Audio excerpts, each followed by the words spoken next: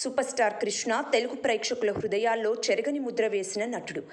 ఎలాంటి సినిమా నేపథ్యం లేకుండా చిత్ర పరిశ్రమలో అడుగుపెట్టిన సూపర్ స్టార్గా ఎదిగారు.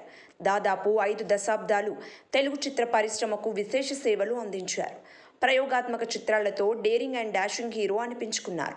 సినిమాల్లో నటుడిగా సంపాదించిన డబ్బులను సినిమాల్లోనే పెట్టుబడిగా పెట్టిన అరుదైన నటులు కృష్ణ. హీరోగానే కాకుండా నిర్మాతగా, దర్శకుడిగా, స్టూడియో అధినేతగా చిత్రసీమకు బహుముఖ సేవలు అందించారు. కృష్ణ 1943 మే 31న గుంటూరు జిల్లా తెనాలి తాలూకా బుర్రిపాలెం అనే గ్రామంలో జన్మించారు. 2022 నవంబర్ 15న అనారోగ్యంతో కన్నుమూశారు. నేడు ఆయన జయంతి నేపథ్యంలో అభిమానులు, చిత్ర ప్రముఖులు నివాళులు అర్పిస్తున్నారు. కృష్ణ నటవారసుడు మహేష్ బాబు ఈ సందర్భంగా ఎమోషనల్ అయ్యారు.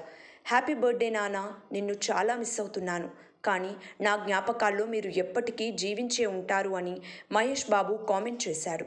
మహేష్ ట్వీట్ వైరల్ అవుతోంది. ఇక మహేష్ బాబు తండ్రికి తగ్గ తనయుడు అనిపించుకున్నారు.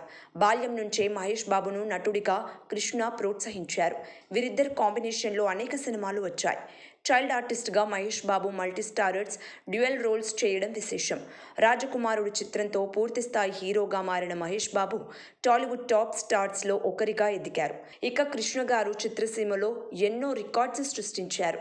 1965 నుంచి 2009 వరకు 45 ఏళ్ల పాటు గ్యాప్ తీసుకోకుండా ఏకధాటిగా సినిమాలు చేసిన ఏకైక హీరో కృష్ణ. కెరియర్లో మొత్తం 55 మల్టీస్టారర్ సినిమాలు చేసిన రికార్డ్స్ సృష్టించారు. టాలీవుడ్ చరిత్రలో తొలి జేమ్స్ బాండ్ సినిమా చేసింది, కౌబాయ్గా కనిపించింది కృష్ణనే.